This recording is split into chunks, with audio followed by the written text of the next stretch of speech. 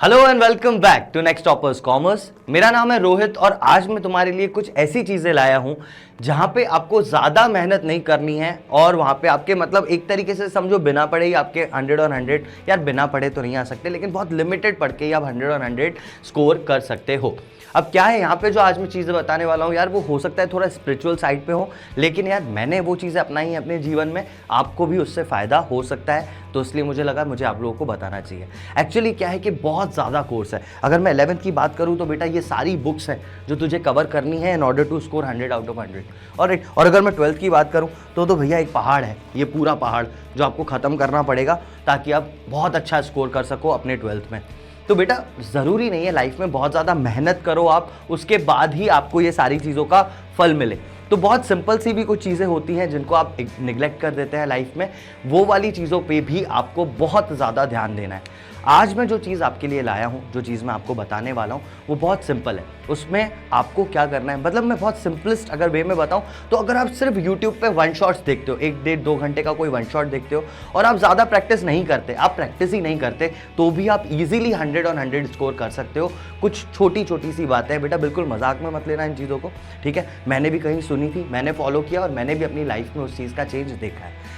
यहाँ पर जो आपको मैं थोड़ा स्पिरिचुअल साइड में लेके जाऊँ तो 2 चीज़ों की आपको ज़रूरत पड़ेगी। एक होता है बेलपत्र। बेलपत्र क्या होता है, शिव जी की आराधना के लिए इस चीज़ को हम लोग यूजुअली यूज़ करते हैं और आपको किसी भी शिव मंदिर के बाहर ये वाली चीज़ बेलपत्र मिल जाएगा। बेलपत्र क्या है, इट्स अ लीफ है ना, जिसमें 2 छोटी लीव्स होती है और बीच में एक बड़ी सी लीफ होती है। और दूसरा आपको चाहिए यहाँ पर हनी और बेलपत्र, these are the 2 things that you require. अब आपको क्या करना है, तो जो आपकी रिंग फिंगर होती है ना आपकी, जो अच्छा ये एक और चीज़ बता दूं, तो ये जो हनी है ना, ये आपका नेस्ले या डाबर या इन सब का नहीं होना चाहिए। This should be original Honey, जो कहीं ना कहीं से आपको प्रोक्योर करना पड़ेगा। तो ओरिजिनल हनी एंड बेलपत्र, इनको आपको यूज़ करना है। और आपकी जो रिंग फिंगर है, you have to dip this ring finger in the honey, ठीक है। आप हनी इस रिंग फिंगर से आप इस बेलपत्र की जो मिडिल लीफ है, जो बड़ी वाली मिडिल लीफ है, इस रिंग फिंगर से आप इस बेलपत्र की मिडिल लीफ पे हनी को आप लगाओगे। Once you have done this, ठीक है, आपके पास बेलपत्र रेडी है जिस पे हनी लगा हुआ है। आप इसको अपने लेफ्ट वाले हाथ पे रखो, है ना, और अपना जो राइट हैंड है उसको आप ऐसा करारा करके अपने आप को एक थपाड़ा मारो ताकि आपको ये समझ में आ जाए कि इन सारी चीजों से ना बेटा होना जाना कुछ है नहीं। चीटिंग करता है तू। ये जितनी भी पढ़ाई तुम्हें दिख रही है ये तुम्हें करनी ही पड़ेगी। देयर इज नो शॉर्टकट, आपको हार्डवर्क करना पड़ेगा in order to score 100 out of 100, ठीक है। अब पहली बात तो ये कि ये सब आपको नहीं करना, और दूसरी चीज ये कि करना क्या है। तो सबसे पहले अकाउंटेंसी एज ए सब्जेक्ट आप चीज को लिए हो आप कि अकाउंटेंसी आपको पढ़ना है, तो यहां पर आपको सारी चीजें कंसेप्चुअली पढ़नी पड़ेंगी। अब ये कंसेप्ट्स मैं बार बार आपको बोलता रहता हूं, सिर्फ वन शॉट देख के आपको लगता है आपको दुनिया की सारी चीजें आ गई, तो ऐसा नहीं है, ठीक है। आपको चीजों को बिल्कुल प्रैक्टिकली समझना पड़ेगा। एक बार आपने कंसेप्चुअली अपनी पढ़ाई को समझा तो क्या करना है। अब ये मेथड मुझसे पूछो तो ये मैं ज्यादा बेटर वे में बता पाऊंगा, ना कि पूजा कैसे करी जाती है, वो तो आपको वैसे भी आती है ना। तो यहां पे कंसेप्चुअली आपको चीजों को पढ़ना है। और कैसे पढ़ना है, एक बार आपने कंसेप्ट किसी चीज का समझ लिया, फिर आपको अकाउंट्स में चाहिए बहुत ज्यादा प्रैक्टिस। अब ये प्रैक्टिस होगी आपके नोट्स के थ्रू। ये नोट्स कैसे होंगे, तो नोट्स भी ऐसा नहीं है कि बस आप लिखते जा रहे हो, किसी टीचर ने कुछ पढ़ाया आपने 4 पन्ने भर दिया आपको लगा कि सब कुछ आ गया, नहीं। Notes should be proper notes.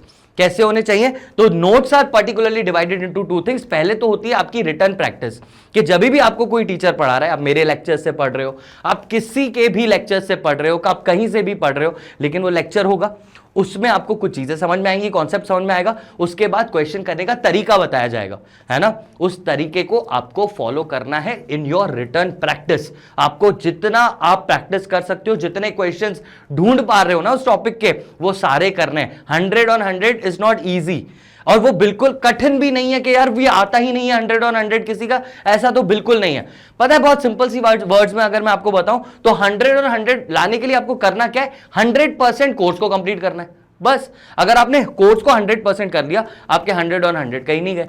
अब ये कैसे करना है, तो आपको रिटर्न प्रैक्टिस, जितने क्वेश्चंस मिल सकते हैं किसी पर्टिकुलर टॉपिक के, आप उसको करो। अब यहां पर जहां से मिल सकता है मैं बोल रहा हूं, अगर आप एक बुक फॉलो कर रहे हो, जैसे टीएस ग्रेवाल फॉलो कर रहे हो, तो एटलीस्ट टीएस के सारे क्वेश्चंस आपके हो जाने चाहिए। आप डीके फॉलो कर रहे हो तो डीके के सारे क्वेश्चंस होने चाहिए। ये चीज एनसीईआरटी में बहुत लिमिटेड है, लेकिन करना वो भी, ठीक है, वो मोस्टली टीएस और डीके में बहुत ज्यादा एनसीईआरटी 50% तो आ ही जाती है, लेकिन उसके बाद भी आप एनसीईआरटी की बुक जरूर लेना और इसमें जो एक्स्ट्रा क्वेश्चंस है ना उनको जरूर करना। ठीक है, ये आपने कर लिया। अब यहां पे तो ये हर कोई बच्चा करता है। What is the edge that you will be getting is by making 1 page notes. ये रिटर्न प्रैक्टिस हो गई बेटा। ठीक है, एक मैंने कॉपी ली, समझो ये तो बुक है, एक कॉपी ली जिसमें मैं अपने नोट्स की प्रैक्टिस कर रहा हूं, मैं लिखता हूं, सारे क्वेश्चंस कर रहा हूं। उस पेज के एक लास्ट में एक पेज लेना और इस पे बनाना अपने 1 पेज नोट्स। 1 पेज है ना, आगे पीछे एक पेज होना चाहिए। उस पेज पे कॉन्सेप्ट्स लिखना कि भैया मैंने कोई क्वेश्चन किया, अब यार पूरा एक क्वेश्चन करके क्वेश्चन नहीं लिखना है, वो तो आप रिटर्न प्रैक्टिस में कर ही रहे हो। एक क्वेश्चन करने में आपको स्पेशल क्या पॉइंट लगा, क्या अलग लगा वो आपको अपने 1 पेज नोट्स में लिख देना है कि भाई अगर मैंने 10 क्वेश्चन किए तो 10 क्वेश्चन में से पूरे क्वेश्चन नहीं लिखने, वो तो रिटर्न प्रैक्टिस में है। 10 क्वेश्चन में से क्या क्या, हर क्वेश्चन में क्या एक्स्ट्रा मैंने सीखा, वो सारी चीजें आपको 1 पेज नोट्स में लिखनी है, ताकि आप उस क्वेश्चन को फिर दोबारा तो कर नहीं पाओगे, लेकिन उससे जो सीखा वो आपके 1 पेज नोट्स में चीजें होनी चाहिए। This is all about practice. Accounts is always about practice. इसमें कुछ और काम नहीं करेगा, प्रैक्टिस ही काम करेगी। लेकिन सर प्रैक्टिस करें कब तक, मतलब कितनी प्रैक्टिस मुझे करनी चाहिए कि मुझे संतुष्टि हो जाए कि मैंने पूरा टॉपिक कर लिया है?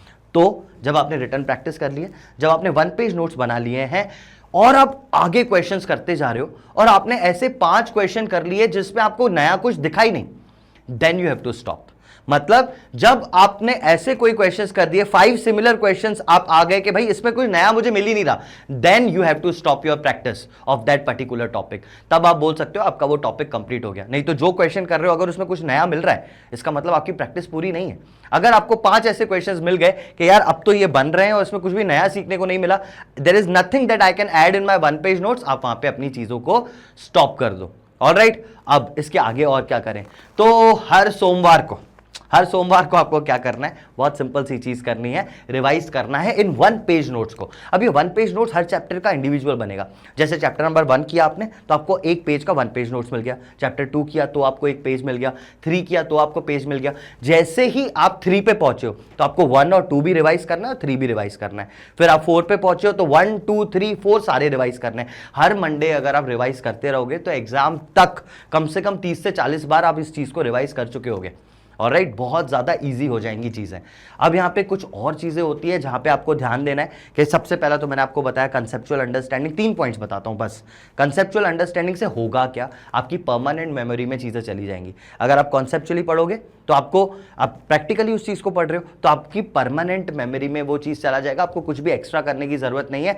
बहुत टाइम तक रिटेन करना दिमाग में ईजी हो जाएगा, because you are making notes, you are revising them, और आप कंसेप्चुअली पढ़ रहे हो तो रिटेन करना बहुत ज्यादा ईजी हो जाएगा।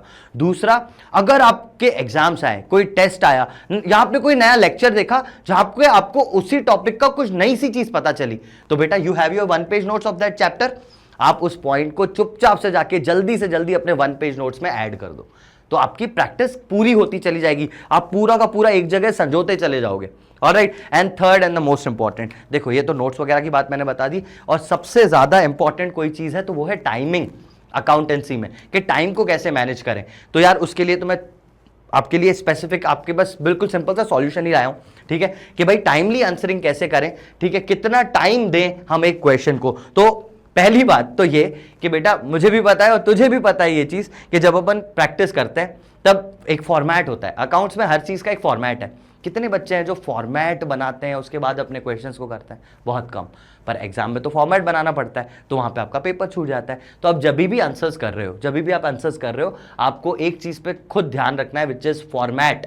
आप फॉर्मेट बना के ही प्रैक्टिस करो व्हेन यू आर प्रैक्टिसिंग, ठीक है। जैसे ही आप प्रैक्टिस कर रहे हो किसी भी क्वेश्चन की, आप पहले फॉर्मेट बनाओ और उसमें वो चीज करो। ऑलराइट, इसका मतलब आपको हर चीज का, हर सॉल्यूशन का फॉर्मेट बनाना है, और ये फॉर्मेट स्केल और पेंसिल का यूज करके आप बहुत इजीली बना सकते हो।